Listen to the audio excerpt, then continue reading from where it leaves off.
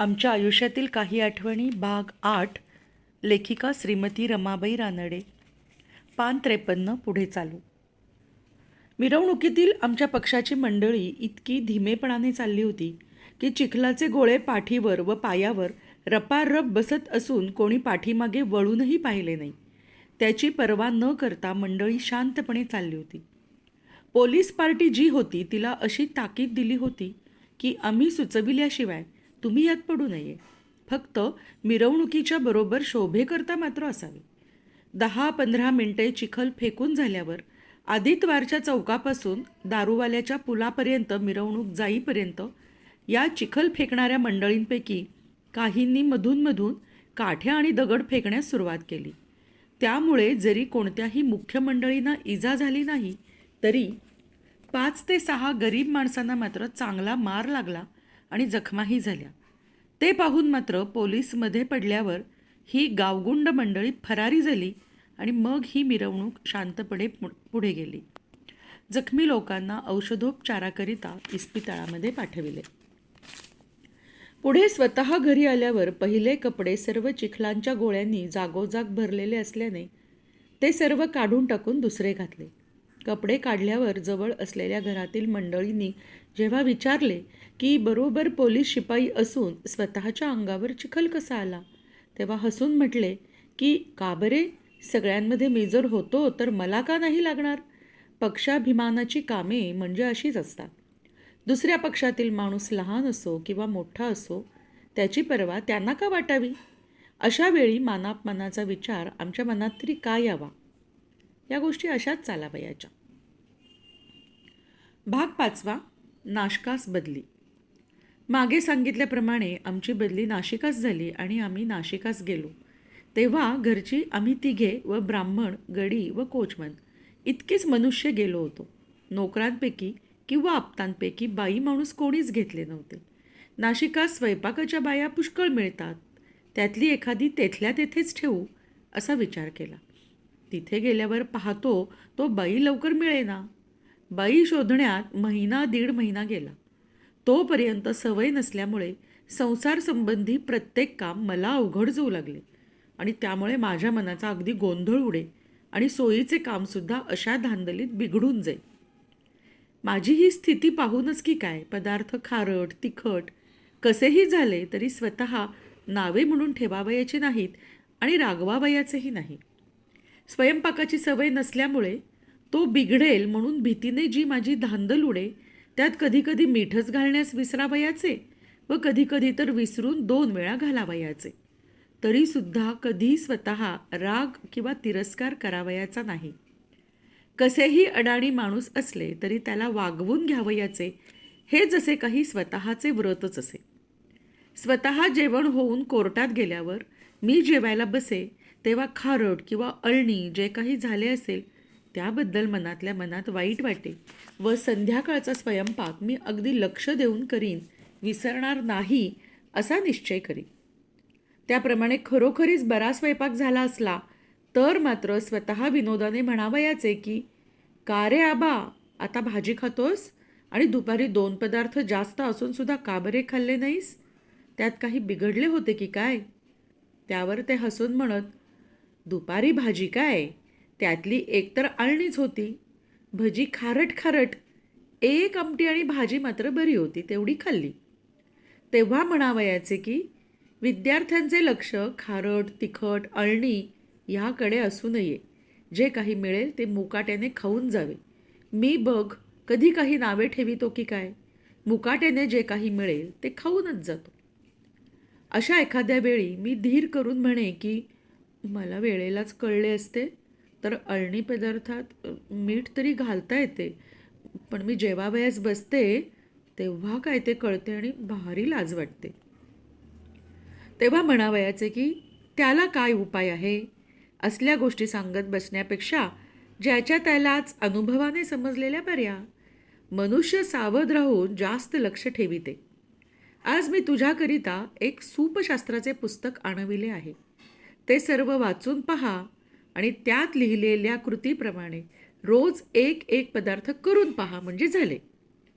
त्याला लागणारे पदार्थ नीट मोजून घेऊन स्वस्थ मनाने करावे.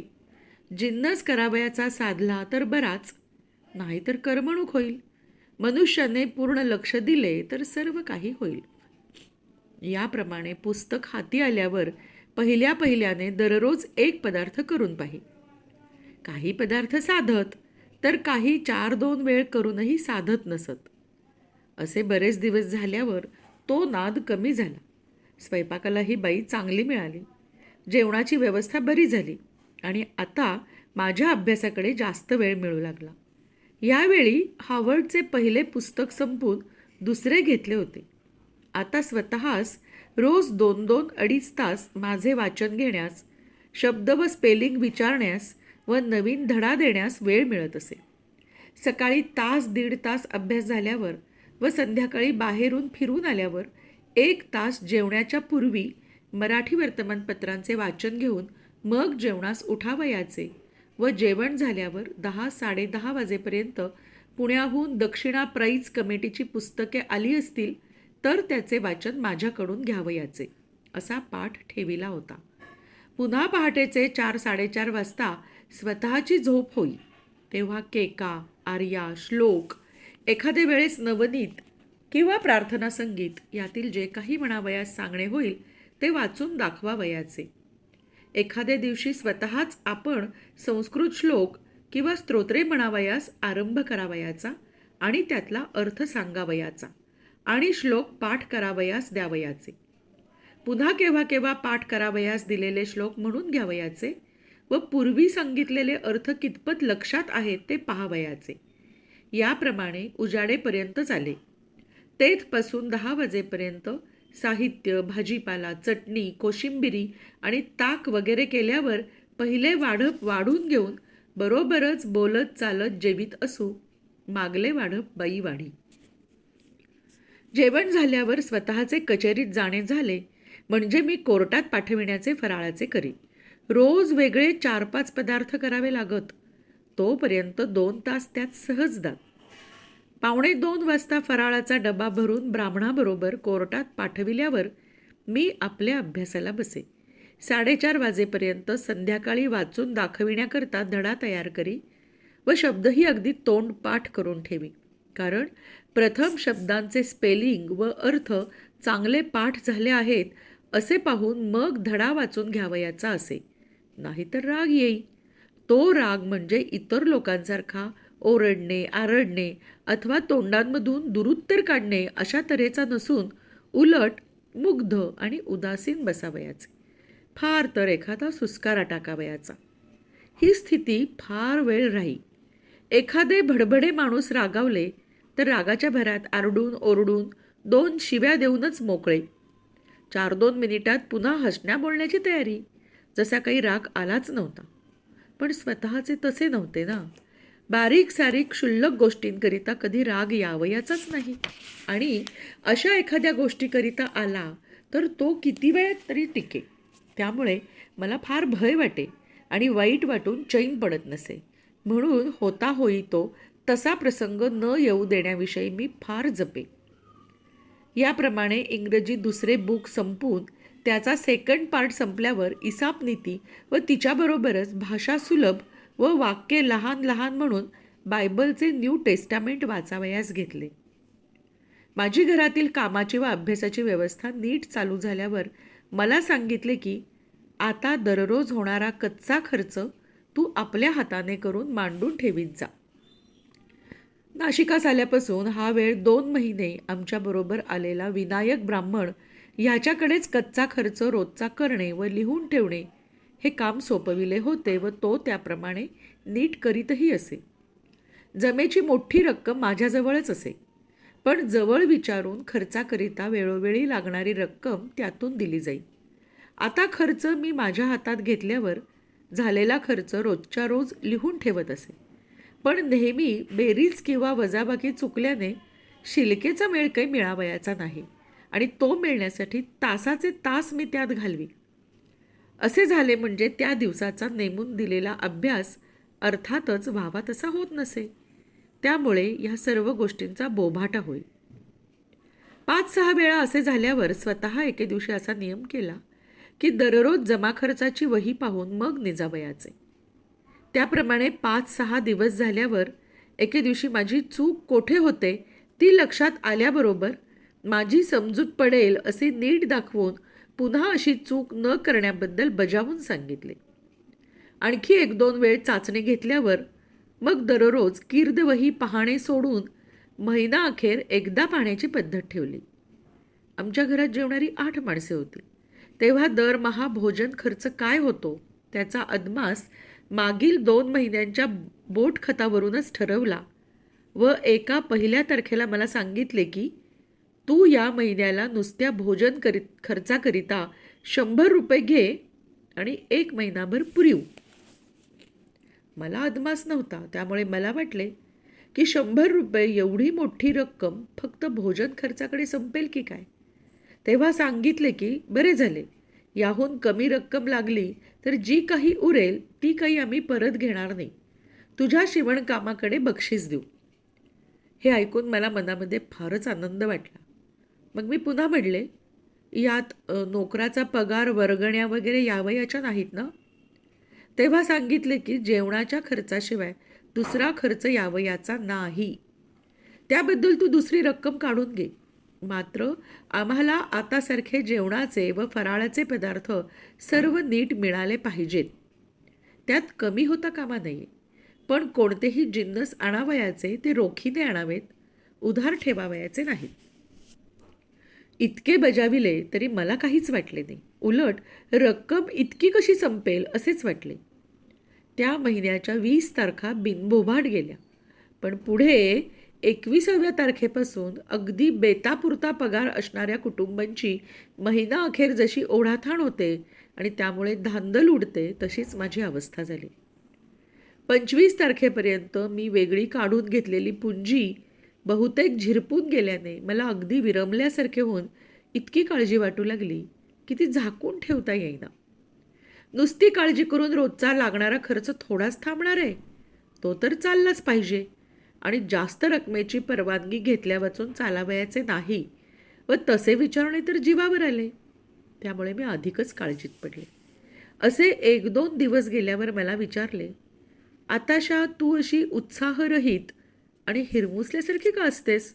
तुला काही होत आहे की काय? हे ऐकून मी फार जास्तच विरमले, कारण ही गोष्ट लक्षात येऊ नये म्हणून मी फार जपत असे. खाली मान घालून मी म्हणले, छे, मला नाही काही होत. पुढे खर्चाचे संपले आहे, आणखी थोडे काढून घेऊ का असे विचारण्याचे तितक्यातले तितक्यात 1000 वेळ तरी मनात आले, पण माझा मानी स्वभाव ते करू देईना. असा मनाचा जास्त गोंधळ झाल्याने मला एकदम रडूच आले. ते आवरेना. माझी स्थिती आधीच लक्षात आली असावी म्हणून आता माझ्या बोलण्याची वाट न पाहता पुष्कळ समजूत केली व खर्चाचे संपले आहे इतके अर्धवट रडत राहूत शब्द माझ्या तोंडातून निघतात तोच म्हणले, तू लागेल ते खर्चास काढून घे, त्यात इतकं वाईट वाटण्याचं कारण काय? सगळे पैसे तुझ्यापाशी आहेत ना, मग इतकी काळजी कशाला पाहिजे? काय कमी असेल ते मोकळ्या मनाने सांगावे, असे आतल्या आत कुढत राहू नये. थोड्या खर्चातच केले पाहिजे इतकी आपली स्थिती नाही आणि काळजी करण्याचेही कारण नाही. पण काटकसर व टापटीप शिकल्याने मनुष्याचे धोरण व चौकसपणा वाढतो व घरातील सर्व गोष्टी व्यवस्थेने चालतात, हेच तुला शिकविण्याचा उद्देश आहे. या माझ्या उद्देशाकडे थोडे लक्ष पुरवले असतेस तर सांगितलेल्या मक्त्याचा असा भार वाटून वेड्यासारखी काळजी करावी लागली नसती. आता लागतील तितके पैसे तू काढून घेत जा, पण खर्च मात्र वेळेवर नीट टिपून ठेव. या महिन्यात जितका खर्च झाला तितकी रक्कम खर्चाकरता काढून घे म्हणून सांगितले. यावेळेस पगार 800 रुपये मिळत असे. पगाराची सर्व रक्कम व घरातील सर्व शिल्लक माझ्याजवळच असे, कारण स्वतः 1 पैसाही जवळ बाळगावयाचा नाही असा नियम होता. किल्ली तर मला वाटते कसल्याही कुलपाची आणि कोणत्याही प्रसंगी हाती धरली नाही, मग जानव्याला लावणे कसचे. पण सर्व रक्कम मजपाशी होती. तरी महिन्याच्या खर्चाकरिता नेमून दिलेल्या रकमेशिवाय स्वतःची परवानगी घेतल्या वाचून मी 5 रुपयांपेक्षा जास्त खर्च करत नसे. जास्त खर्च करावयाचा झाल्यास जवळ विचारले तर लागलीच होय म्हणावयाचे. कधी नाही म्हणले नाही, पण विचारल्याशिवाय अधिक खर्च केला तर खपत नसे अशी पद्धत होती आणि त्याप्रमाणे चालण्यात कधीही मी हेळसांड किंवा कसूर केली नाही. त्यामुळे आम्हा उभयतात राग किंवा असंतोष उत्पन्न होण्याचा प्रसंगच येत नसे. क्रमशः